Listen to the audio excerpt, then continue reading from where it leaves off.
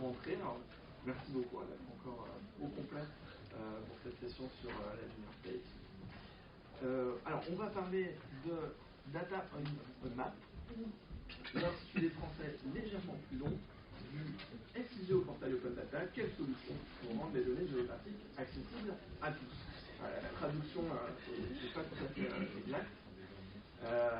Alors, les données géographiques, on considère que c'est une donnée particulièrement difficile à manipuler. C'est pour cette raison que pendant longtemps, elle est restée aux mains plutôt des géographes, des urbanistes, des géomaticiens et ce qu'on appellera des sigistes. En 2004, le projet OpenStreetMap voit le jour dans le but justement de casser ces silos d'experts qui empêchent une diffusion massive de données.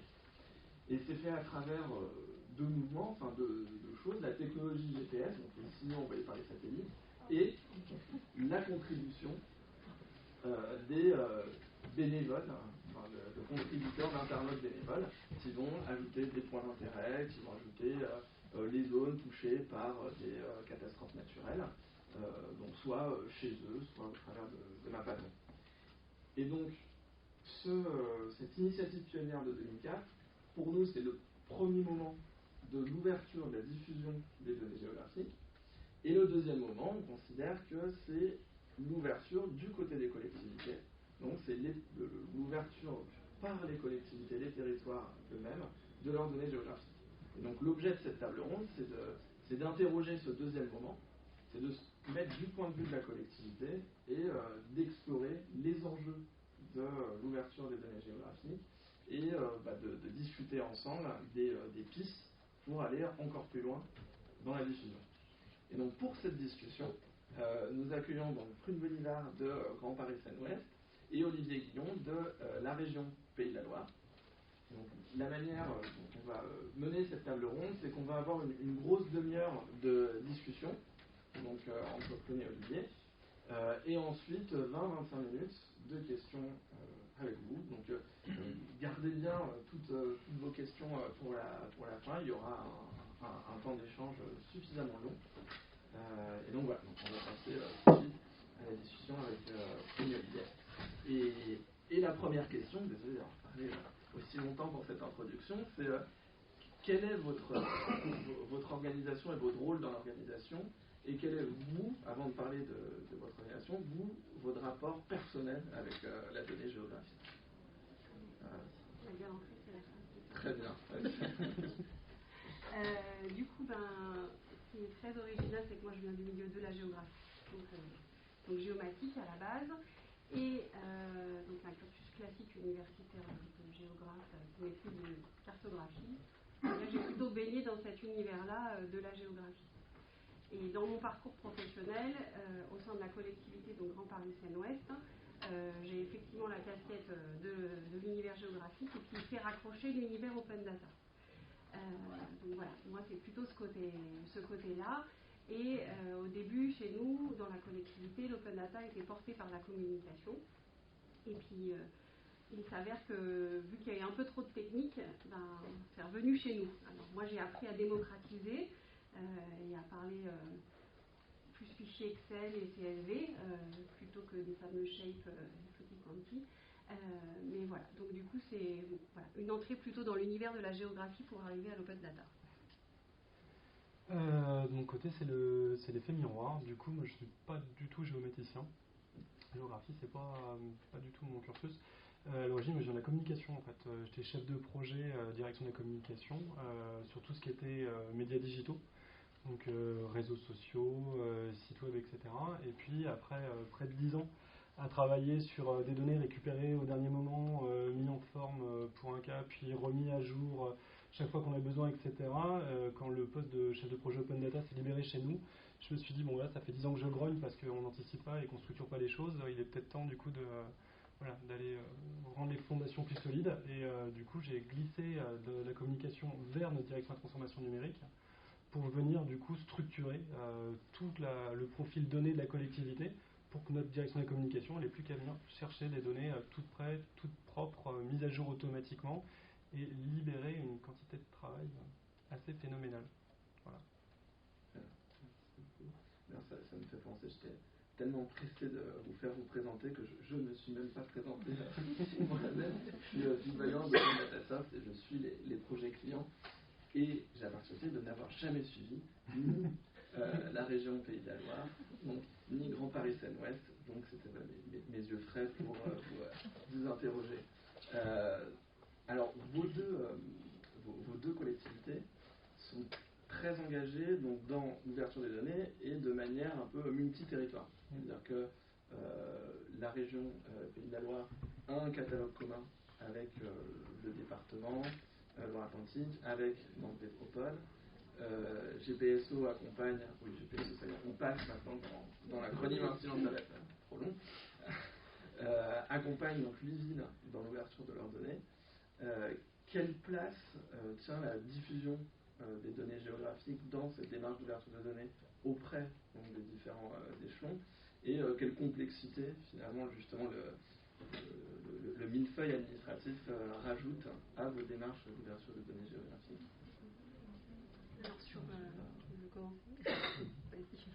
Alors en fait, le projet que je porte au sein de la région, c'est pas juste le projet de la région Pays de la Loire. On est une plateforme d'open data mutualisée, nous, avec du coup Nantes Métropole, la Loire-Atlantique depuis 2012, mais surtout on ouvre aux collectivités de notre territoire. Donc notre projet il est extrêmement géographique, puisqu'aujourd'hui on a la Cap Atlantique, la Carène, donc 2 EPCI de la Loire-Atlantique qui l'ont rejoint. On a la Roche-sur-Ville, la Roche-sur-Yon en Vendée, on a Mauges Communauté en Maine-et-Loire, et puis là on vient de signer avec le département de la Vendée, le département de la Mayenne, le département de la Sarthe.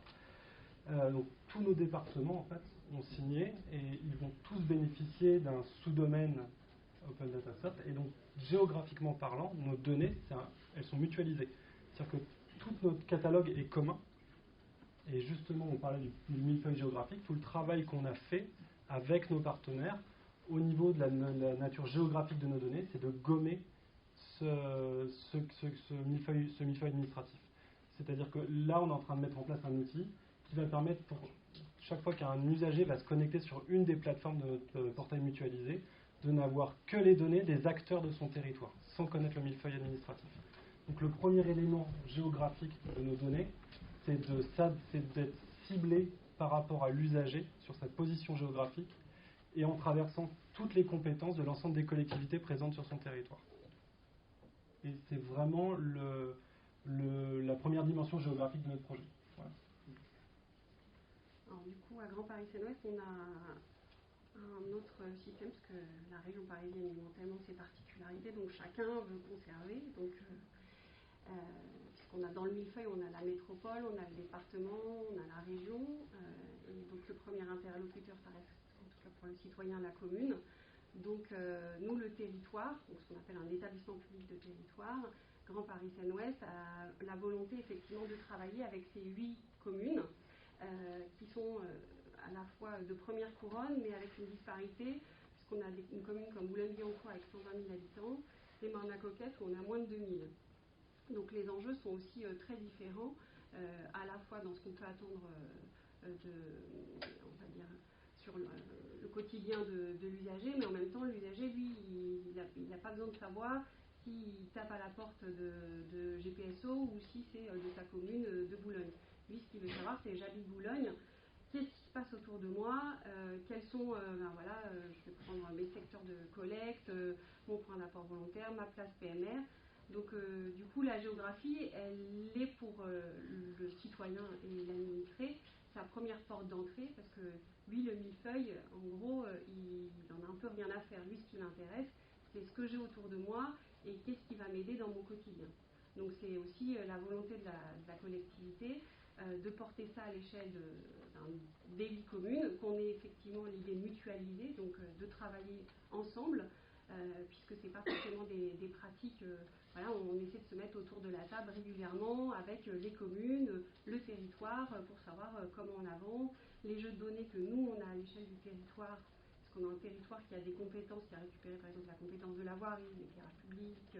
Voilà, donc ça leur permet aussi d'avoir une meilleure visibilité de ce qui se passe sur leur commune, mais qui du coup est géré par le territoire.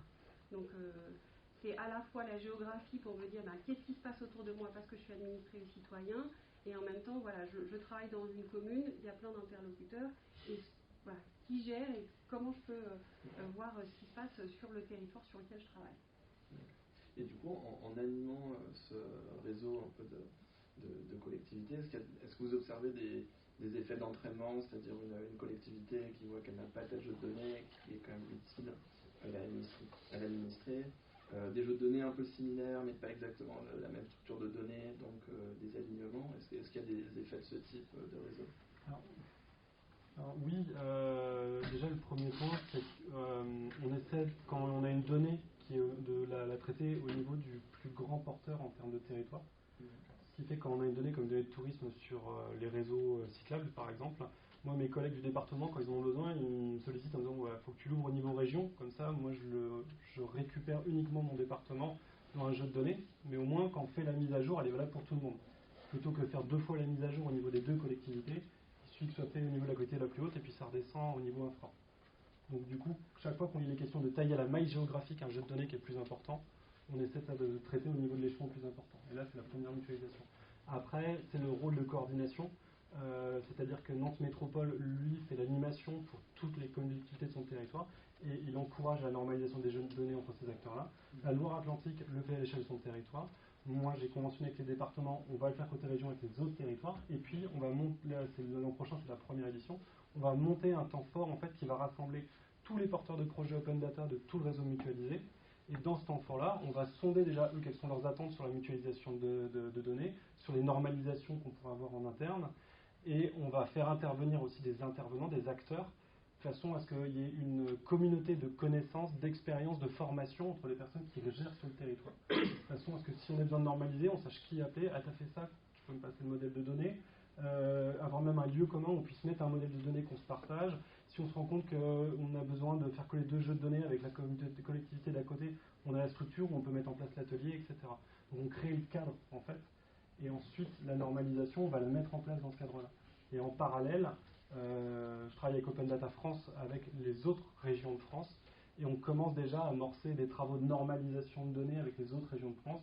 Là, on se pose la question de la normalisation des montées et descentes de trains, par exemple, parce qu'un train qui passe en Pays de la Loire, il est passé en Val-de-Loire avant, et c'est souvent la rame de Val-de-Loire qui va venir desservir sur une partie des Pays de la Loire. Donc si nous, on veut la donner, il faut qu'on fonctionne bien avec Val-de-Loire. Donc aujourd'hui, c'est le travail quotidien et dans le réseau, et avec Open Data France de normaliser. Du coup, GPSO, on est sur la même logique de normalisation, c'est voilà, travailler en équipe. Sur les 8 communes, l'enjeu il est aussi l'acculturation à l'open data, c'est-à-dire que le territoire étant avec une ville particulièrement qui est ici les Moulineaux, qui est déjà avancée vraiment sur la dynamique open data, c'est essayer aussi de raccrocher tout le monde parce que voilà, il y a vraiment un travail de vulgarisation, de démocratisation et puis d'amener aussi tous les services de GPSO parce que on anime le réseau en interne avec les 8 villes, on anime le réseau pour notre structure la nôtre, donc l'EPT, et puis après il y a le travail qu'on fait avec Open Data France, donc on est un peu cette cheville ouvrière qui essaie de trouver les articulations et pour qu'on ait un fil conducteur et une cohérence quand on travaille sur des nouvelles thématiques, pour que ça ait du sens à la fois pour les agents qui mettent les mains dans le cambouis, et puis derrière aussi l'usage pour le citoyen, parce que c'est clairement aujourd'hui ce qu'on dans le retour d'expérience, quand on parlait avant d'open data, on était vraiment, il faut pousser de la donnée brute. Et en fait, ça parlait ni aux agents, ni aux élus, et en fait, même pas aux citoyens. Alors qu'aujourd'hui, on travaille vraiment sur le côté réutilisation, valorisation, et qui donne vraiment du corps et du sens à l'usage et à l'usager. Et donc, c'est vraiment ce travail-là qui est fait avec les différentes strates pour qu'on ait une cohérence, en tout cas ne serait-ce qu'à l'échelle de notre territoire, quand on porte une action. Là par exemple on va participer à un challenge data au mois de novembre avec Sciences Po Saint-Germain, et du coup nous le thème c'est le plan climat et énergie, c'est comment rendre ce plan climat compréhensible du citoyen avec des données qu'on va ouvrir au public et qui seront potentiellement des données que peuvent avoir les villes et que nous on peut aussi avoir en tant que PT, mais au final le citoyen, que ça soit ville ou PT, peu importe, ce qu'il veut savoir, c'est qu'est-ce qui se passe sur son territoire, là où il vit, sur le plan climat et arénage. Et du coup, avant d'aller plus loin sur ces questions de réutilisation des données géographiques, je propose qu'on passe rapidement à une démo de vos portails respectifs, peut-être un angle sur les données géo. Après, on continuera plus les questions. Maintenant qu'on sait ce que font vos organisations, qu'on ait bien en tête à quoi. Ça, c'est chez moi. Alors, du coup, vu que j'ai quand même une casquette SIG, je suis désolée, c'est ma base. Du coup, je me réutilise moi-même dans l'univers de l'open data. C'est-à-dire qu'on a la plateforme open data qui doit être sur un autre onglet, celui d'avant. Voilà. Et donc là où on met, en gros, on libère tous les jeux de données. Et dans le cadre des réutilisations, en fait, on renvoie sur le portail cartographique où on a mis, en gros, le citoyen, c'est la réutilisation, sa data visualisation sur, je ne sais pas, sur la thématique déchets propreté, sur la thématique je veux circuler à vélo. On lui offre l'opportunité d'à la fois télécharger la donnée et à la fois de l'avoir contextualisée et déjà mise en forme. Parce que le citoyen, globalement, il va peut-être peu développer, mais il va plutôt être sur, voilà, je veux voir ce qui se passe.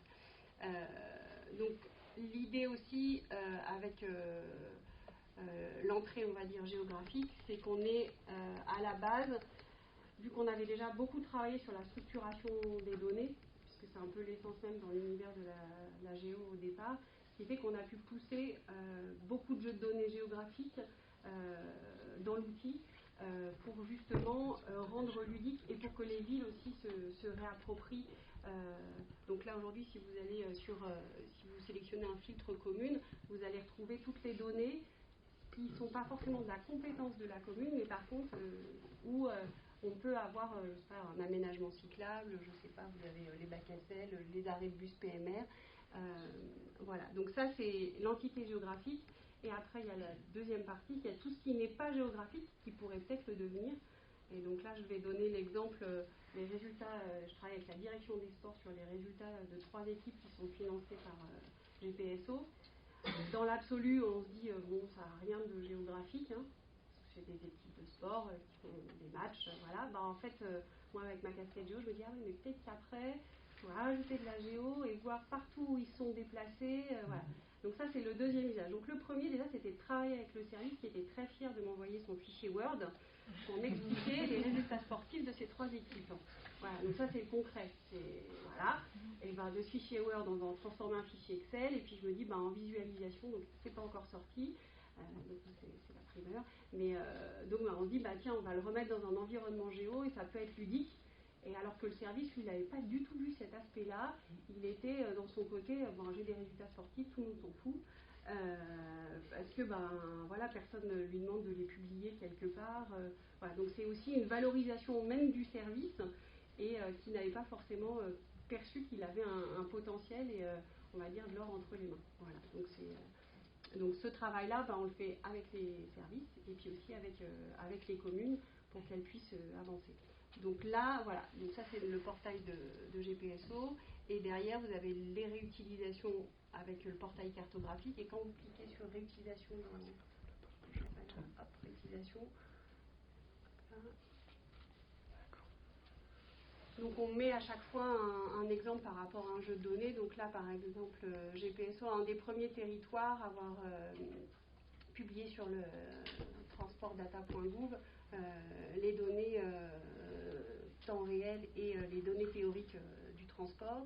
On a aussi avec Streetco, je ne sais pas s'il y en a qui connaissent tout ce qui est lié à l'accessibilité, puisque en fait c'est pareil, là on avait mis à disposition du citoyen les informations sur les places PMR, donc les places pour les personnes à mobilité réduite, les arrêts de bus, vous avez les cheminements, voilà. Et donc depuis, voilà, il y a un travail avec Streetco, donc que vous soyez n'importe où en France et que vous êtes à mobilité réduite, et vous pouvez voir si à côté de vous, vous avez des places PMR à disposition ou un arrêt de bus accessible, et ainsi de suite. Donc là, voilà, on a mis des exemples concrets de cas d'usage et de réutilisation de la donnée, et à l'échelle du territoire. Donc c'est transparent, que ce soit commune ou EPT en fait. Donc c'est ça l'intérêt. Côté région, je fais sur le portail de la région. Donc ça c'est le portail data pour le Pays de la Loire. Donc, sur la partie effectivement déjà comment on s'organise sur le territoire. Là le portail région Pays de la Loire, mais si on passe très rapidement sur celui de Nantes Métropole, celui de la Loire-Atlantique ou même d'un petit bénéficiaire comme Moche Communauté, on a la même on a la même charte graphique, on a la même unité de projet. Et derrière, ce qui est intéressant, c'est qu'on a notre catalogue commun avec tous les jeux de données, mais c'est chaque fois ceux du portail qui remontent en premier. Donc on priorise la géographie, nous sert aussi à prioriser la donnée pour qu'elle soit plus pertinente. Ensuite, pour ce qui concerne l'organisation, on va dire, données géographiques au sein de la région, dans mon travail d'open data, mon travail d'open data a évolué. Moi j'ai une deuxième casquette au sein de la région, qui est celle de travailler sur la mise en place du MDM et l'urbanisme de la donnée au global. Et donc autant vous dire que le SIG dans l'urbanisme de la donnée de la collectivité, c'est un gros morceau. Et donc j'ai la chance de travailler dans le même bureau que ma collègue qui gère le SIG. Donc on a des échanges qui sont continus par rapport à ça. Et donc on a notamment mis en place des liaisons, notamment via le WFS, avec des récupérations automatiques de données du SIG. Et alors, WFS, c'est vrai, désolé. Le WFS, pour moi, c'est un format en fait, qui est produit par les SIG qui permet l'intégration automatique des données dans notre plateforme Open Data. Donc l'avantage, c'est que quand ma collègue du SIG met à jour des données, on a une certaine régularité de mise à jour et automatiquement les données sont mises à jour sur la plateforme Open Data. Et nous, les données géographiques, du coup, et les données normales, elles sont liées entre elles. On a mis en place un mode de travail où ma collègue du SIG, lorsqu'elle travaille avec des services sur les données qu'elle va représenter sur une carto, elle commence par travailler cette donnée dans l'Open Data, sans l'ouvrir dans un premier temps. Ça lui permet d'intégrer rapidement la donnée.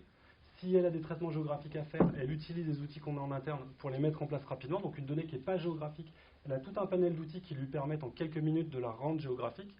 Et ça lui permet de représenter, d'avoir une première représentation de cette donnée-là. Et elle travaille avec les directions métiers pour dire c'est bien ce qu'on veut représenter, c'est bien les données qu'on souhaite, etc. Et ça nous permet aussi de tester les mécanismes d'automatisation qu'on va pouvoir mettre en place autour de la donnée. Et une fois que ce travail-là est fait, elle importe les données qu'elle a modélisées dans son SIG, elle les travaille avec toute la finesse, toute la valeur ajoutée du SIG pour produire un vrai livrable SIG. Mais derrière, moi j'ai le contact de la direction métier. La direction métier est au courant que c'est des données qu'elle va devoir ouvrir. Et je rembraye, quand le travail est fini avec le SIG, je contacte la direction métier. Très bien, on va ouvrir. Est-ce que ce qui a été fait vous convient ou pas? Comment on peut l'améliorer de la point de vue métier? Comment est-ce qu'on peut aller vers plus de vulgarisation pour l'usager? Parce que quand on fait quelque chose pour le SIG et que c'est destiné à un élu ou à un destinataire spécifique, c'est pas forcément comme pour le grand public. Donc on fait juste le delta qui manque pour avoir de la donnée grand public. Et cette donnée qui était géographique mais professionnelle, ciblée sur un type d'usager, on la rend vulgarisée et on l'ouvre dans la foulée. Donc en réalité, on a un même workflow de travail dans la donnée géographique. Simplement, dans ce workflow de travail, il y a un moment où on quitte vers la branche spécifique usage attendu par le métier à l'origine qui demandait un traitement SIG. Et puis après, on poursuit la deuxième branche vers l'ouverture. On n'a pas perdu de temps de travail et on n'a pas surtout donné l'impression à la direction métier qu'on faisait deux choses différentes et qu'on doublonnait le travail. Voilà. Donc c'est quelque chose qui est très important parce que du coup, c'est-à-dire que dans notre plateforme Open Data, et c'est une pratique qu'on essaie de transmettre aux autres partenaires, on a beaucoup de données qui à la base n'étaient pas des données géographiques, qu'on a rendues géographiques au sein de la plateforme. Voilà. Moi, je vais juste rebondir pour dire que ce qui aujourd'hui est important pour, on va dire, les premiers usagers qui sont la collectivité elle-même, c'est qu'il y ait un sens pour eux. Donc si vous leur demandez de travailler dans un univers géographique, après un univers open data, et puis après un univers com, parce qu'à la com on va vous demander encore d'autres chiffres, ils vont dire non mais on fait 3 fois le boulot, ça sert à rien. Donc nous en gros notre travail aujourd'hui, c'est de montrer un peu ce cercle vertueux en disant si on rentre dans l'univers géographique, nous on a des agents par exemple du patrimoine arboré qui travaillent sur les arbres. Je leur demande, on ne va pas refaire un fichier spécifique en open data pour les arbres. C'est juste qu'on va le simplifier. C'est transparent pour eux, c'est vraiment effectivement dans le workflow. Il y a leurs données métiers, leur tableau de bord avec l'univers SIG, et puis il y a ce qui est restitué aux citoyens, qui est effectivement la localisation des arbres et leurs essences. Voilà. Et ils ont leur nombre d'arbres par commune, voilà, un peu tous ces chiffres classiques qui sont demandés, mais là c'est facile et c'est transparent, et on ne leur a pas demandé de travail supplémentaire. Mais effectivement, la première entrée chez nous, ça va être plutôt dans le domaine de la géographie quand on peut le raccrocher, puisque du coup, on met en place tous les mécanismes et nous, ce n'est qu'une lecture après du serveur en fait pour arriver dans l'univers Open Data. Et du coup, eux, ils ont l'impression de dire c'est bon, on a fait le travail une fois, c'est bon, on a été jusqu'au bout. Il y a même deux valeurs ajoutées de plus sur ce mode de fonctionnement. La première, c'est que souvent le SIG, chez nous, travaille, on va dire, avec les données dans l'urgence, avec les données du moment. Et le fait de poursuivre le travail après que le premier livrable ait été transmis, ça permet d'industrialiser en disant on va mettre en place l'alimentation automatique pour l'open data, mais comme ça, la prochaine fois que vous aurez besoin de mettre à jour, tout sera déjà en place et automatiquement fait. Et la deuxième vertu, c'est que nous, on ne se dévoie pas du point de vue de l'open data. L'objectif de l'open data, c'est d'ouvrir des données que la collectivité a déjà structurées, et pas de structurer des données pour l'open data. Donc en faisant partir le workflow par le besoin géographique, par un besoin qui existe déjà en interne, on est dans la logique de ce qu'on doit faire d'un point de vue juridique. Il y a aussi du coup un onglet réutilisation sur le site régional. Oui. On avait vu, et j'imagine que c'est la même chose pour la région, à part sur justement les prénoms, c'est que la plupart, voilà, on retrouve le carte des ambassadeurs, la plupart des réutilisations qu'on a vues sur GPSO, et on le retrouve ça sur nos statistiques du réseau Open Data Soft, c'est que la réutilisation d'un jeu de données géographique par rapport à un jeu de données non géographique passe du simple triple, c'est-à-dire globalement un jeu de données géographique sera triplement plus utilisé, c'est-à-dire plus fédéré, plus requêté via les API, plus visualisé. Vous, comment vous expliquez cet attrait des citoyens, des partenaires pour des données géographiques? Moi, vu que je suis rentrée j'ai commencé comme Astérix par la géographie, du coup, c'est ce qui me semble le plus clair.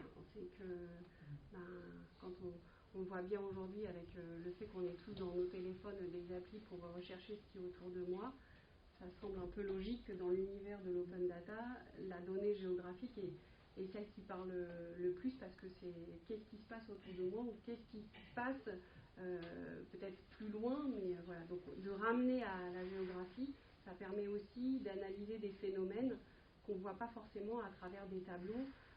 Si vous comparez, je sais pas, des quartiers, et ben, le fait de rendre le quartier visuel dans sa représentation géographique, ben, ça donne, en tout cas, moi je pense que le citoyen se sent chez lui. Voilà. Donc c'est un peu aussi l'objectif de cette réutilisation. Donc c'est à partir du moment où il y a de la géographie, on peut se représenter, on dit que c'est dans notre espace et on peut mieux comprendre les phénomènes ou les analyser. Oui, c'est un peu la même chose pour moi. Il y a un adage qui dit que la vérité est ailleurs. En fait, la vérité, en termes d'open data, elle est plutôt ici. C'est-à-dire qu'elle est proche de vous, en fait. Si vous regardez une échelle de la région, vous allez voir des moyennes, et on a des telles différences entre nos territoires que si on vous donne des choses qui soient à cette maille-là, très souvent, effectivement, entre une zone rurale et puis Nantes Métropole, la moyenne, elle ne veut plus rien dire, alors que si on regarde ce qui se passe en métropole, ce qui se passe dans la zone rurale, et qu'on fait l'analyse entre les deux, là, on a une vérité. Donc, c'est vrai que pour être juste, quand on est une collectivité, il faut que la donnée, elle soit pondérable par rapport à la zone où elle est pertinente. Donc, même une donnée qui n'est pas géographique par nature, c'est toujours pertinent de lui ajouter la donnée géographique pour éviter qu'elle soit mal interprétée. Pour qu'il y en ait puisse en avoir un bon usage, que quelqu'un qui voudrait la donnée non géographique peut tout à fait expurger, mais a priori il sera mieux armé s'il a la donnée géographique parmi la donnée attributaire. Alors, du coup, par rapport à ce que vous dites là, par rapport à ce que vous disiez avant sur la production des données, donc il y a un vrai enjeu de production de données structurées, de transformation de données non géographiques en géographiques quand c'est pertinent. Quelle est la place de l'approche contributive dans vos processus de création de données? Moi j'ai parlé de OpenStreetMap en introduction. Est-ce que vous collaborez avec OpenStreetMap? Est-ce que vous donnez la possibilité à des personnes sur le territoire de aussi ajouter des informations et par rapport à ces phénomènes contributifs, comment vous pensez qu'on peut gérer les erreurs, les approximations qui sont inhérentes en fait à ce type de démarche?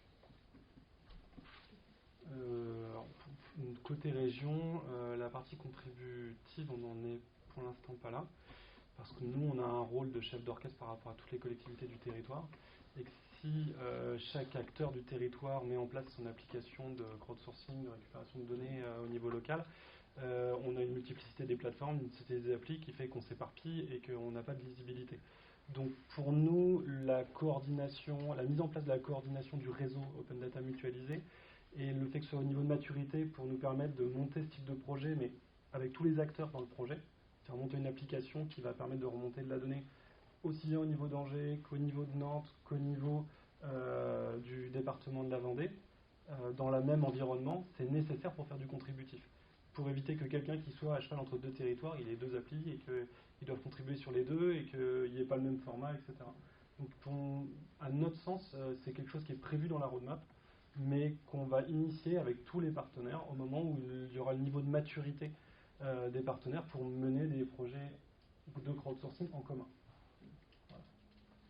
Du coup, côté GTSO, c'est pareil. Aujourd'hui, on n'a pas clairement une contribution du citoyen, on va dire, sur mettre à jour la donnée.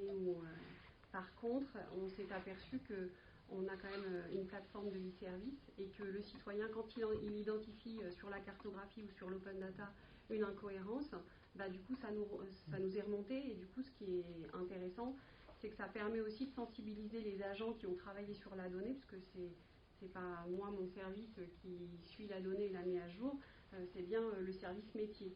Et donc, ça montre que la donnée, elle est vue, qu'il y a des gens qui sont sensibles et qui, du coup, indirectement proposent de l'améliorer, alors que c'est quelque chose qui, au départ, était vraiment pas... les agents étaient plutôt sur une posture, si on la montre, le risque, c'est qu'on nous dise ce qui manque et c'est pas bien. On peut se dire que si ça manque et qu'on nous dit que ça manque, ça peut être positif et qu'on améliore la qualité.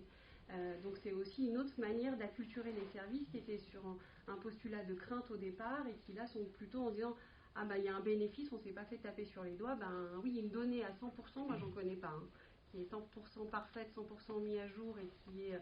Voilà, donc c'est un cycle de vie, par contre, ça permet effectivement de le faire. Alors aujourd'hui, c'est pas fait de manière, on va dire, institutionnalisée avec des partenariats, ça le deviendra, mais déjà, voilà, on accueille ce que nous dit le citoyen via les différents canaux qui leur sont à disposition pour améliorer la donnée.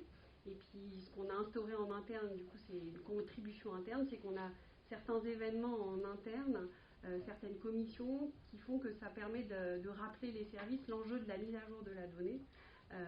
Et donc, on les fait contribuer de cette manière-là. Voilà. Et après, on espère augmenter les partenariats à l'extérieur, mais déjà, les premiers, c'est déjà en interne, voilà, dans la maturation du projet pour qu'il fonctionne. Parce que, voilà, parfois, si on va un peu trop vite et qu'on n'a pas derrière nous les équipes qui suivent, voilà, ça ne servira à rien de faire contribuer le citoyen si on n'est pas derrière en mesure d'en faire quelque chose et qu'il y a un vrai réusage. Et quelque part aussi, la bonne contribution, c'est aussi la contribution transparente.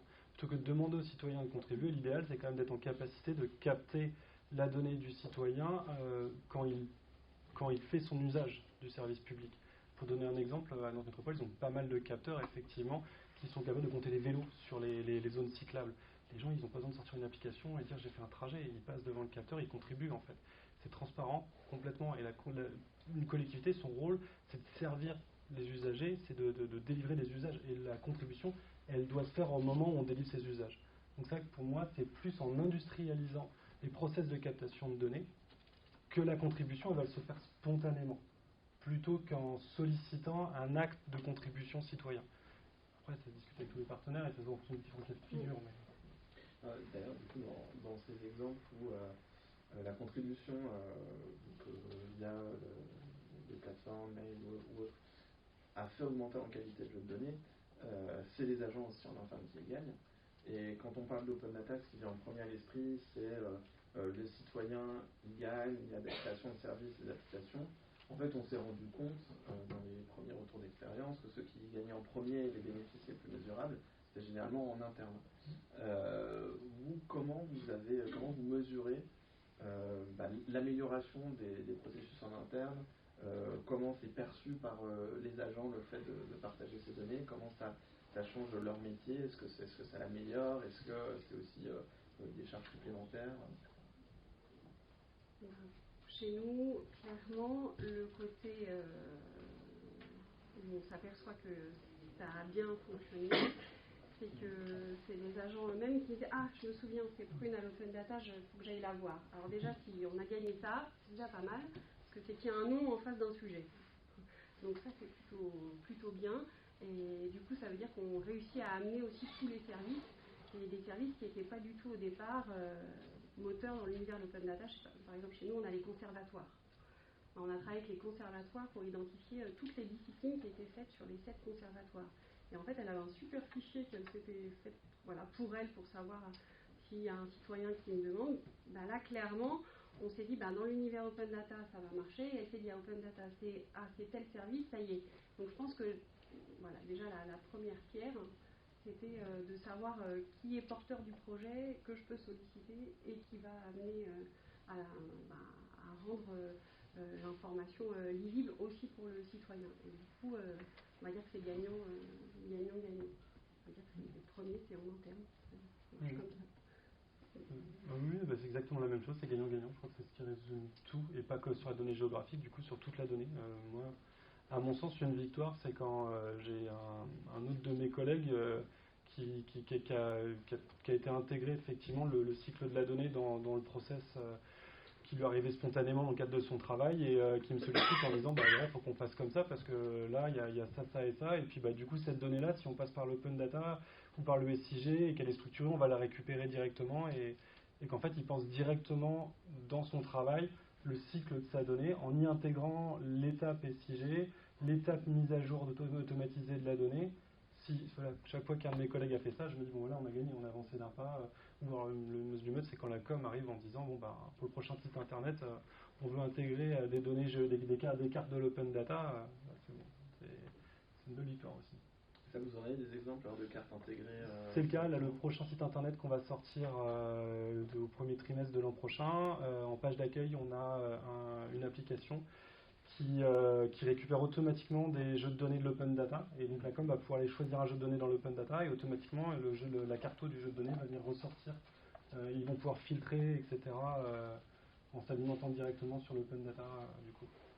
Donc, c'est-à-dire qu'ils vont avoir une certaine autonomie. On va voir jusqu'où ils vont être autonomes, mais jusqu'où ils vont être proactifs. Mais oui, déjà, on commence à avoir cette victoire. Et on n'est pas les seuls. Moche Communauté, quand ils sont rentrés, ils voulaient qu'on leur ouvre des jeux de données avant de signer, parce qu'ils refaisaient leur site internet et qu'ils allaient intégrer directement dedans des jeux de données géographiques, justement. Et Nantes Métropole, ça fait longtemps qu'ils le font. On a l'opportunité au cas par cas aussi. Donc, si ça se met en place. Merci beaucoup. On va pouvoir passer à la séquence des questions. Donc, oui. Une première question. Je fais partie de l'association Open France. Je n'ai pas compris, quand vous parliez de solliciter la contribution citoyenne, pourquoi ça devrait être fait au travers d'outils que vous metteriez en place, alors que tout est déjà fait sur ce côté-là et que les données OpenStreetMap, pour ne parler que de ça, vous les récupérez, elles sont déjà disponibles. Nous, on a une acculturation à faire en interne, c'est-à-dire que la donnée, il y a des licences on ne fait pas n'importe quoi avec les données, il y a des licences qui s'appliquent, il y a un minimum de cadre à avoir, et pour l'instant, on est en train de travailler la maturité de l'ensemble de nos collègues pour qu'ils soient au courant des obligations réglementaires de la collectivité, de comment on gère une donnée, quand on la capte avec un marché, etc. On se pose la question de la propriété et de la licence qu'on va y mettre. Et pour l'instant, on travaille cette étape-là. Donc effectivement, OpenStreetMap, c'est pas que ce soit en dehors de la roadmap, c'est que pour l'instant, on n'a pas encore la maturité, nous, en interne, effectivement, pour aller agréger de la donnée d'OpenStreetMap. On apprend déjà à gérer correctement nos problématiques de propriété et de licence. Et ensuite, dans la donnée qu'on génère, l'idée, c'est de ne pas sursolliciter le citoyen. Donc, on essaie de penser la façon de gérer les données pour que ce soit automatisé. Après, si on a un besoin et que la donnée elle est dans OpenStreetMap et que ça ne pose pas de souci de licence et que ça ne suscite pas de blocage auprès de nos partenaires parce qu'ils ont des inquiétudes, etc., qu'il faut désamorcer, il n'y a aucun frein à utiliser la donnée d'OpenStreetMap. Mais pour l'instant, effectivement, dans notre niveau de maturité, on n'est pas encore arrivé à avoir le besoin où OpenStreetMap corresponde et on puisse facilement déployer la donnée OpenStreetMap mélangée avec de la donnée qu'on aurait, par exemple. C'est-à-dire que ni sur GPSO ni sur le portail région, vous n'avez encore utilisé de connecteur OpenStreetMap Open Data Soft. Pas pour le... D'accord, mais ça pourrait venir... C'est surtout, par exemple, chez nous, le premier enjeu si je parle vraiment service, c'était leurs données patrimoniales et qui n'est pas forcément aujourd'hui dans l'univers OpenStreetMap. Et donc nous, dans la manière dont on a construit le service, c'était déjà avec eux de savoir ce dont ils avaient besoin pour pouvoir travailler. Donc je ne dis pas que ça ne se fera pas, hein, mais c'est vrai que... Voilà. Un exemple, s'il vous plaît. Un exemple, je vais prendre la thématique des arbres, par exemple, la localisation des arbres qui sont gérés par notre structure, pas gérés par le département, la nôtre. Donc ça, typiquement, peut-être qu'un jour ça arrivera, on le mettra dans OpenStreetMap et il y aura des... Mais c'est vrai que déjà, c'était de connaître son patrimoine, savoir comment on allait le structurer, parce qu'ils avaient tout un enjeu sur les diagnostics phytosanitaires, il y avait tout un enjeu de suivi, de contrôle, effet, ISER et tout. Donc voilà. Après, c'est vraiment de la maturité, puis des choix aussi qui ont été faits au départ. Ça ne veut pas dire que la porte est fermée du tout, hein. Mais c'est vrai que c'est plutôt une maturité qui veut ça. Mais du coup, vous n'avez pas déployé d'outils spécifiques pour le crowdsourcing? Rien du tout. Non, pas du tout. Non, pas du tout. Non, c'est plutôt qu'on n'a pas, par exemple, on n'a pas utilisé OpenStreetMap pour améliorer la qualité de nos données, par exemple. Aujourd'hui, on est plutôt parti du besoin métier et service, de l'acculturer sur ce dont il a besoin, parce que souvent ils sont, on va dire, ils sont capables de vous dire on aimerait. Moi, je vais donner un exemple. Je dis, moi, j'adorerais avoir une voiture. Et moi, je rêverais d'avoir une Ferrari rouge. Et puis, le voisin, il veut un Scénic 7 places. Pourtant, on a demandé tous les deux une voiture. Hein. Et voilà. Donc, nous, c'est tout ce travail-là avec le service métier pour arriver à construire un patrimoine qui soit réutilisable dans tous les univers, le SIG, l'open data, la communication. Et puis, on approche des élections, hein, ces fameux chiffres clés. Que sur tous les supports, on parle bien du même nombre. Hein. Voilà. Il faut savoir que je crois que sur quelques portails, alors pas vos portails en particulier, mais les données OpenStreetMap ont été utilisées justement pour, via des processeurs, regarder s'il y avait un écart significatif entre ce qui avait été entré par les contributeurs d'OpenStreetMap et les référentiels des objets de la collectivité. Mais en effet, ça marche uniquement si déjà c'est des mêmes schémas, des mêmes identifiants techniques. Donc c'est vrai qu'on parlait de maturité, il y a sûrement une maturité à atteindre pour pouvoir complètement bénéficier à fond de la richesse de la base de données. Mais après, on peut aussi se dire qu'on est des collectivités, en tout cas pour la nôtre, on a la chance d'avoir un service SIG et d'avoir des licences de logiciels. Alors peut-être que des collectivités où il y a, on est un peu plus ou moins outillés, peut-être que l'univers du libre, dans un premier temps, sert beaucoup dans l'univers OpenStreetMap, par exemple. Je suis moyen d'accord avec ce point, mais ça reste pas plus personnel. Il y avait Frédéric Oui, juste une question pour avoir un ordre d'idée en pourcentage. Quel est le pourcentage des jeux de données dans lesquels il y a de la géolocalisation et jeux de données dans lesquels il n'y a pas de géolocalisation? Je pense que ça va être 80 en géologue. 80 chez vous, je n'ai pas mesuré précisément ça. 80 avec géologue. Oui, il faut filtrer, mais je pense que ça va être facile dans ces eaux-là, je pense. Hein. Mais pourquoi vous avez pris Open Data Soft alors?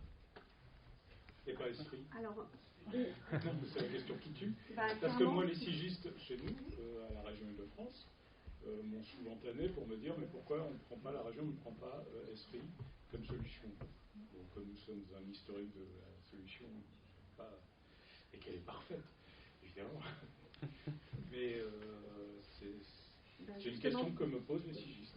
Moi, c'est parce que justement, en ayant la double casquette, je me suis aperçue que si je restais dans mon univers SIG, j'arriverais pas à capter des services métiers qui en sont très loin. Donc ça, c'était la première chose. Et alors après, je maîtrise pas la solution du coup Open Data Esri.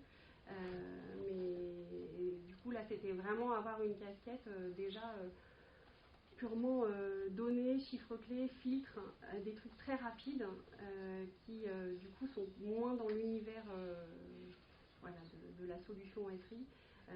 Et après, deuxième point chez nous, le fait qu'on travaille en mutualisation et dans le cadre d'un groupement de commandes. Pareil, là j'ai fait tomber ma casquette SIG et c'était l'objectif, c'était d'avoir les 8 communes et l'EPT avec la même solution. Et donc c'est pour cette raison-là aussi qu'il a été choisi une solution qui n'entrait pas dans l'univers géo, puisque voilà, nous, il y a des collectivités qui sont équipées de solutions SIG, pas forcément les mêmes. Voilà. Donc les deux raisons chez nous sont celles-ci.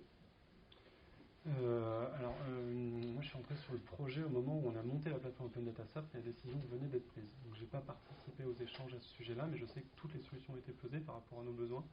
Et je vais éviter de dire une bêtise, mais je pense que ce qui a primé, c'est effectivement le côté plus grand public d'Open Data Soft par rapport à ce type de solution-là. Après, moi, c'est en tout cas ce que je constate venant de la com. Open Data Soft, ça n'a pas de côté par rapport effectivement à la solution géomatique, puisqu'effectivement, en com, on considère que c'est un métier et que la personne la plus à même de parler de ces informations, ces données, c'est pas le producteur. Et je pense qu'en Open Data, c'est la même chose et qu'Open Data Soft, c'est une bonne façon d'appliquer ça. Effectivement, le producteur il peut de la meilleure volonté du monde, il est partie prenante quand c'est lui qui fait la vulgarisation. Donc le fait que l'outil soit pas l'outil de production, ça joue dans la façon d'ouvrir, je pense, les données. Bonjour, Denis Marin, ingénieur mobilité. J'ai une question sur les intersections de territoire. Vous avez montré sur le site GPSO qu'il y avait la localisation des arrêts de bus. Et donc, à l'époque, je travaillais ici, moi j'avais cherché cette information sur le site du STIF à l'époque, donc de Transmobilité. Comment ça se passe aujourd'hui? Est-ce que c'est la même information qui a été située sur la plateforme? On a des progrès à faire, c'est ça. Non, mais c'est bien, c'est qu'il y a toujours une marge de progression. Donc là, l'idée, c'est qu'on a publié déjà la donnée métier de nos services de la direction de la mobilité, parce que derrière, eux aussi, ils ont des tableaux de bord qui ne sont pas forcément les mêmes que ceux d'Île-de-France Mobilité. Voilà. Mais il y a des choses qui vont s'améliorer, évoluer dans le temps. C'est dans les champs des possibles. Mais aujourd'hui, c'était effectivement une donnée métier qu'ils utilisent et donc qu'on a choisi de publier.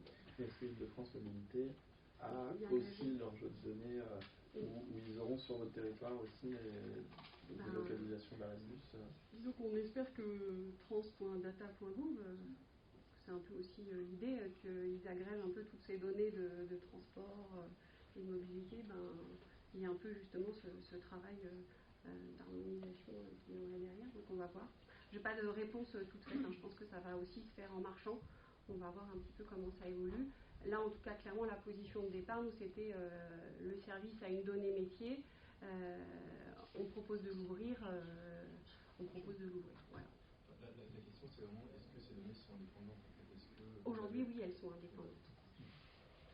Tout à fait. Je pense qu'il y a de la redondance pour être un acteur local aussi d'Île-de-France sur la ville de Paris. Alors nous, on n'est pas du tout compétents dans le transport, sauf pour tout ce qui est free floating et tout le reste, mais il y a la LOM, la loi mobilité, qui est en débat et qui va forcer toutes les autorités organisatives de transport, et pour le coup, l'Île-de-France, c'est Île-de-France Mobilité, et qui, malheureusement, en Île-de-France, mais c'est le cas pas que dans ce sujet-là, dans plein de sujets, chacun produit de la donnée, c'est redondant, et Île-de-France Mobilité agrège déjà la donnée de transport sur les voies de bus. Donc je pense que malheureusement on a un millefeuille en Île-de-France, c'est le cas dans d'autres régions, mais à Paris c'est particulièrement high level, et à ce niveau-là on fait de la redondance d'information. Il va falloir la rendre plus cohérente et faire en sorte qu'elle soit cohérente et limiter les coûts, parce que toute cette data produite, surtout sur de la donnée temps réel, elle coûte très très cher, et qu'il va falloir que via des interfaces informatiques, des API, on arrive à peut-être grâce au PAN, donc au point d'accès national pour la mobilité, on arrive à partager nos données pour que les réutilisateurs, l'usager au final, puissent se connecter sur une API normalisée, toujours la même pour tout le monde, parce que ça coûte très cher de développer des API. Et par exemple, pour les arrêts de bus, on a Zenbus sur notre territoire. Et typiquement, on a les données théoriques et les données temps réel qui sont publiées sur PAN, transport data.gouv. Et là, on a aussi vous avez aussi une couche des arrêts de bus, mais qui sont encore avec une autre structure parce que ça répond à la logique de l'arrêt avec ses horaires. Donc, je pense que voilà, les choses vont évoluer. La stratégie de DataSoc, comme Open DataSoc se trouve en fait au croisement de tous ces clients, qu'est-ce que vous faites pour les pousser vers bah oui, d'ailleurs. Sur le sujet de la méthode sur transport.gouv, il y a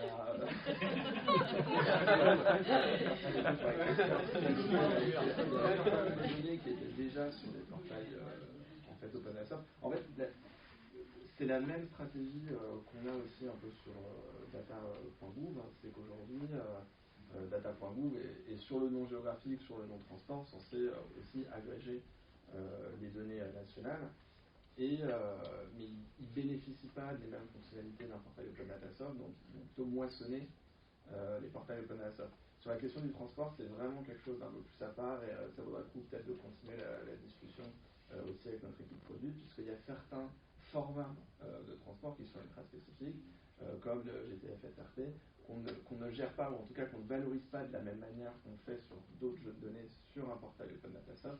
Donc il n'y a pas autant d'intérêt que sur d'autres jeux de données de le mettre sur le portail Open Data Soft et que ce soit récupéré par un agrégateur national. Donc voilà, donc c'est aussi des questions techniques et de qu'est-ce qu'un portail Open Data Soft apporte de plus par rapport à un agrégateur national. Et voilà, mais je propose qu'on continue aussi la conversation avec les produits là-dessus. Comme sur cette question, c'est la question de la gouvernance de la donnée qui est derrière, et les collectivités ont un rôle à jouer effectivement avec l'État sur la normalisation. C'est vrai que les sigistes, ils ont cet avantage qu'ils ont déjà réussi à créer des normes que tout le monde applique maintenant, et c'est ce travail-là qui a déjà été fait par le monde des sigistes qu'il faut qu'on arrive à amorcer, nous collectivités pour les données territoriales, mais que l'État aussi fasse à son niveau. Et en fait, toutes ces données qui sont structurantes et utiles à des acteurs de façon pérenne, il faut qu'à un moment ou à un autre, elles fassent l'objet, alors on ne va pas légiférer sur tout, mais d'une forme un peu réglementaire qui vienne donner un cadre à tout le monde. Et ce travail-là, c'est le travail qui se fait aussi, notamment au sein d'Open Data France. Ça a été long à mettre en place pour les SIG, donc soyez patients avec les gens d'Open Data, mais les choses s'organisent et c'est un travail, moi je reconnais plusieurs collègues du coup ici d'Open Data France, donc c'est un travail qui s'amorce et on sait tous qu'on a à le faire. Tout n'est pas rose et simple, mais je pense qu'on a tous dans notre roadmap le fait qu'on doit déboucher sur des formats. Voilà. Les PLU en font partie, par exemple.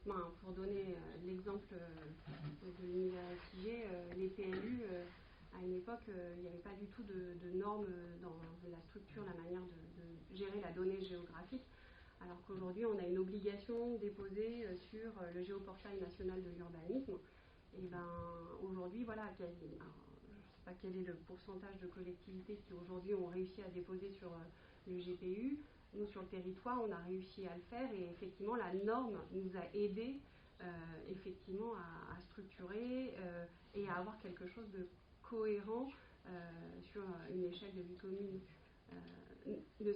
Quand je dis cohérent, je parle bien de la structuration des données, les appellations des champs et tout ça, mais effectivement, ça a mis du temps avant d'arriver. Il y a un principe, il y a le soit parfait, puis il y a le soit réaliste. Donc je pense qu'aujourd'hui, on est plutôt dans le soit réaliste et on avance en marchant, et puis voilà, on va s'adapter. Il y a une question tout derrière. Quelqu'un peut répondre à une question sur sa précision, parce que vous parliez de l'harmonisation des données géographiques par la Open Data France. Vous avez un peu répondu dans le cas avec le fait que c'était en cours. Je voulais savoir en gros si c'était traité en tant que données géographiques, s'il y avait un projet d'harmonisation, ou si c'était plus global en parallèle du big data. Pour ce qui est vraiment géographique, c'est vraiment le domaine des sigistes et ils ont déjà des instances pour la normalisation des données géographiques. Donc en fait, je pense que c'est vraiment sur des formats de données qui sont plus liés à un métier qu'à de la géographie. Le transport, par exemple. la partie transport, pour moi, je pense, est plus prégnante que la partie géographie. Et donc, du coup, là, il y a des choses à faire. On parlait des montées-descentes de train. Il y a une dimension géographique, mais ce n'est pas l'essentiel de la chose. Donc, je pense que c'est là où il faut que le travail soit fait côté Open Data France. Quand la donnée elle est majoritairement géographique, les géographes, on ne va pas les enquiquiner. On attend plutôt qu'ils aient fait et ensuite on déploie. Sur ce sujet, il y a le Conseil national de l'information géographique c'est ça, voilà. qui consulte, qui fait des appels à commentaires ou des appels à contributions, notamment sur des sujets métiers très techniques. Souvent, beaucoup de ce qui est lié au réseau, notamment, parce que l'assainissement, c'est particulièrement complexe aussi. Chacun peut, s'il a une bonne expertise à partager, le faire. Dans l'univers de la géo, il y a effectivement, c'est plus ancien, il y a plus de structures, il y a le CNIL, il y a la FIEO, il existe plein d'instances. Par exemple, pour les PLU, c'est la norme CNIJ 2000 décembre 2017 qui est en vigueur aujourd'hui, donc ça s'appelle norme CNIJ. Du coup, effectivement, donc ça va dans le domaine de l'open data, on voit bien que ça commence à arriver, la mobilité, les choses s'organisent aussi au fur et à mesure. On voit bien que même au départ, data.gouv, c'était chaque collectivité pouvait ouvrir, c'était gratuit et déposer. Et puis on s'aperçoit que maintenant, on est plutôt sur, par grands enjeux thématiques, il y a la partie mobilité, voilà, pour qu'il y ait plus de lisibilité et aussi pour pouvoir apporter derrière une norme, un cadrage pour que on puisse avancer et faire partager des acteurs. Parce que c'est vrai qu'aujourd'hui, nous, on est sur un territoire de 8 communes, vous doutez bien que la personne qui habite à Issy-les-Moulineaux, potentiellement, elle va travailler à Paris ou elle va bien aller dans les Yvelines. Donc il y a bien un moment, la frontière administrative, elle n'existe que pour la collectivité en tant que telle. Le citoyen, lui, il bouge. Voilà. Donc c'est ça qui va faire bouger et avancer les normes. Un autre point, peut-être, à vous entendre. J'entends les difficultés que vous pouvez rencontrer, l'adhérence que vous pouvez avoir au niveau local. La réglementation, quant à elle, prévoit une ouverture des données en fait par défaut, par principe. Pardon, c'est plutôt par principe que par défaut d'ailleurs. Moi, à entendre toutes les présentations qu'on a, j'ai vraiment l'impression que déjà il y a des inégalités en fait entre les collectivités, parce que certaines collectivités publient des données, d'autres pas. Alors que ce sont bien souvent des sujets nationaux. Moi, chez OpenStreetMap, je m'occupe de la partie infrastructure, réseau, technique. Certaines collectivités ont fait ce pas de publier de manière transparente les données de leur réseau, d'autres non, pas du tout, et ça, on passe une énergie assez phénoménale en fait sur tout ça. Est-ce qu'il ne faudrait pas amener finalement un peu de simplicité? Moi, je trouve que la plateforme d'Open Data Soft là-dessus contribue, parce que ça amène un peu un nivellement. Finalement, on a quelque chose d'assez uniforme face à quelque chose qui ne l'est pas du tout aujourd'hui. L'Open Data local, c'est absolument pas uniforme. En fait, la France, c'est pas vraiment un pays. Nous, on est des collectivités territoriales, on a des élus qui représentent la diversité de nos territoires. Et il faut en tenir compte, c'est-à-dire qu'on ne peut rien faire sans nos élus, et quelque part, c'est eux les premiers à s'approprier l'enjeu de la donnée, en fait. Donc c'est vrai qu'on ne peut pas tout uniformiser d'un coup, parce que déjà, c'est pas la nature de la territoriale, c'est parce que c'est pas la nature des élus. Ils s'occupent des spécificités de leur territoire, et ce qu'un territoire fait bien, ils essaient de le garder. Donc je pense que déjà là, il y a la nécessité de connaître le territoire et de s'adapter aux points forts, aux points faibles du territoire. On peut pas, ce qu'on disait tout à l'heure, il y a l'idéal et il y a le pragmatique. Il faut être dans le pragmatique pour pouvoir atteindre l'idéal. Après, la démarche qui est portée en Pays de la Loire, où on embarque toutes les collectivités, tous les partenaires, on essaie de rassembler sur une même plateforme, on met des moyens à disposition en tant que chef d'orchestre pour qu'ils accèdent gratuitement à l'outil, c'est pour gommer les inégalités. Et je pense que le rôle des collectivités cadres comme les régions, c'est véritablement de créer un environnement qui permette d'atteindre l'objectif tout en préservant la gouvernance, donc les particularités, les points forts de chaque territoire. Et au-delà de ça, et je pense que c'est le gros enjeu que vont avoir beaucoup de collectivités à mener après les élections qui vont arriver là, la vague d'élections, c'est l'appropriation effectivement par nos élus de ces problématiques-là qui sortent du domaine technique. En fait, l'open data, c'est déjà ça, c'est-à-dire que c'est quelque chose que les CIGIS savent déjà faire, mais simplement c'est une gestion qui est très technique, qui se vulgarise, et ça sort petit à petit du domaine technique pour arriver, et l'itinéraire, c'est que ça arrive jusqu'à nos élus qui gèrent une gouvernance et qui intègrent ça à leur stratégie. Et donc, c'est pas par le fait de lisser tout d'un coup, à mon sens, que ça peut se faire. Il faut laisser ce temps de maturation à l'échelle des territoires et de coordination pour les échelons qui sont adaptés à faire de la coordination pour que les choses se fassent. Donc il faut être pragmatique, sans perdre de vue effectivement l'objectif qui est en bout de course, et c'est un marathon, c'est pas un sprint. Ah, je confirme. Aujourd'hui, je crois qu'on est en pleine mutation en termes d'ouverture de la donnée, c'est-à-dire que je l'ai vu moi-même, je suis issu de la géomatique, on a eu l'habitude dans nos formations de structurer la donnée très en amont dans n'importe quel projet. Il y a eu, au moment où l'open data est arrivé, où moi j'étais au géomaticien, c'était la génération où il fallait tout ouvrir, quelle que soit la qualité de la donnée. Il fallait faire du chiffre. Et il fallait tout ouvrir parce qu'il y aurait forcément le data scientist en or qui serait capable de valoriser la donnée, quel que soit l'état de la donnée. Aujourd'hui, je suis passé de la géomatique aussi de la data parce qu'il y a dans une collectivité pas que de la donnée géographique et que notamment des outils comme Open Data Soft permettent de valoriser de la donnée non géographique, voire de la rendre géographique et de vulgariser la donnée en général. Et aujourd'hui, on fait beaucoup de data alphabétisation dans nos services auprès des élus. Alors on a la chance, nous, chez nous, d'avoir des élus qui sont déjà data alphabétisés et qui, du coup, on a besoin de vulgariser. Pour vulgariser, il faut qu'on fasse des databases, il faut qu'on fasse de la cartographie, parce que c'est ça qui vend la donnée. Il faut qu'il y ait un usage derrière. On ne peut pas dire on fait de l'open data pour faire de l'open data parce que c'est bon pour la transparence, qui est vrai, c'est bon pour le tissu économique, ça reste encore à prouver, parce que si la donnée n'est pas de qualité et qu'on n'a fait que de la quantité, eh ben on ne peut pas la réutiliser.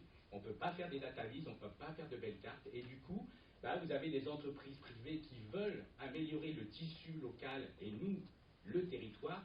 Si elles doivent se connecter à Paris différemment de Marseille, du Pays de Val-de-Loire, et du coup, économiquement, ils n'ont pas la viabilité parce qu'ils sont obligés de se connecter à plusieurs applis.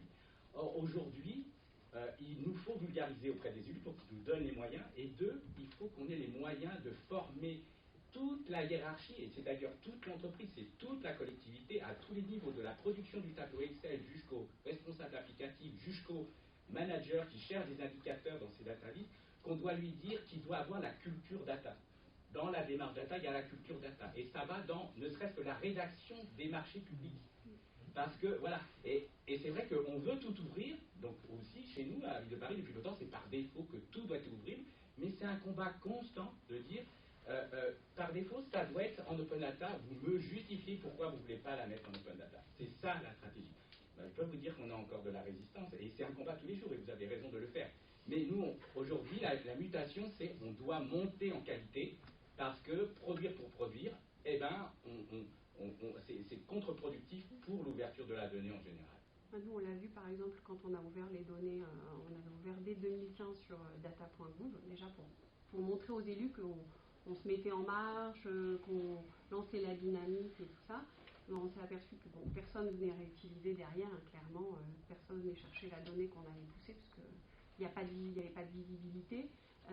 Et puis deuxièmement, c'est que pousser une donnée à un instant T, puis derrière pas avoir le métier qui la suit, qui la met à jour, en fait, si on n'a pas toute la chaîne de l'élu jusqu'à l'agent qui maintient, en fait, ça ne fonctionne pas. Et en fait, cette chaîne-là, elle peut être très longue à mettre en œuvre en fonction de la maturité de la collectivité. Et au-delà de la maturité de la collectivité, ça peut être aussi de la volonté des élus.